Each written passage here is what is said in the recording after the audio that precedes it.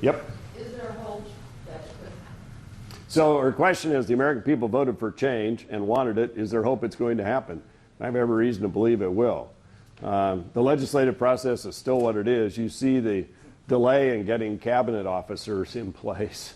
So there are some who are not interested in accepting that change and have tried to delay every cabinet secretary, including Elaine Chao, who got 96 votes in this, or 94 votes, and still 6 voted the other way. She served with distinction before, and so there, you know.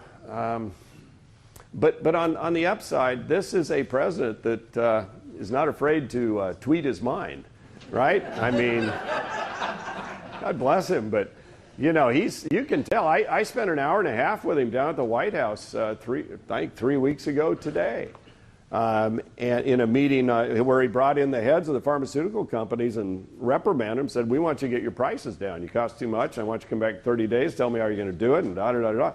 And then we went on for an hour and a half. And we talked about all kinds of issues involving the healthcare delivery change from the, invention of medicine to where it goes in your shoulder, and all the parties along the way that, people say we ought to look at the PBMs and we ought to look at every piece of this thing. And then we got off into other topics, and he got off into trade, and the pharmaceutical company said we oppose TPP in part because it gave away our patent rights overseas before they should and whatever else, and said we did it right here. He said, right here? Yeah. In the Roosevelt Room? Yeah. With President Obama? Yeah. He said, do you take you into the Oval Office? And they said, well, no. Have you ever been in the Oval Office? Well, no. Up we go.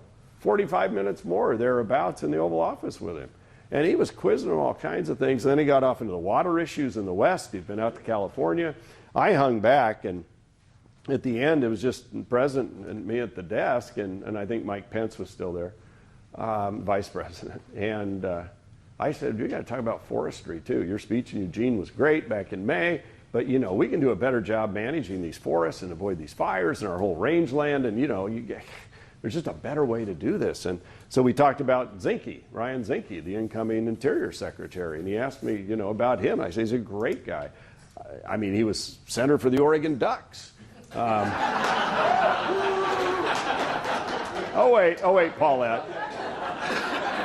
He was center for the Ducks in the famous toilet bowl. Remember that one in '86 that was 0-0, and everybody. He was the center in the Ducks, but he knows Oregon, and he's represented Montana, and he commanded SEAL Team 6 and served in SEAL Team 3, and American sniper Chris Kyle worked under him. So the conclusion of that story is, I said, I think you made a great pick, et cetera, et cetera. He said, I'll tell you what.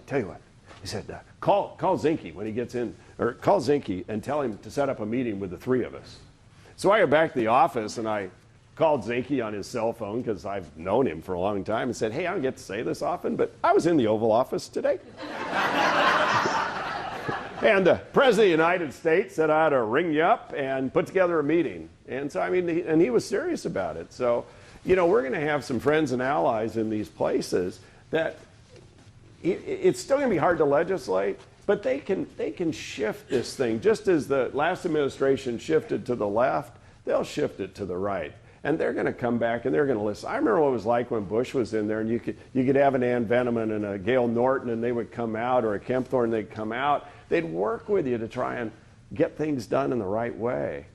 And now, I told some of my colleagues that there are only 61 of us left in the House on the Republican side who were there when we had the House, Senate, and Bush.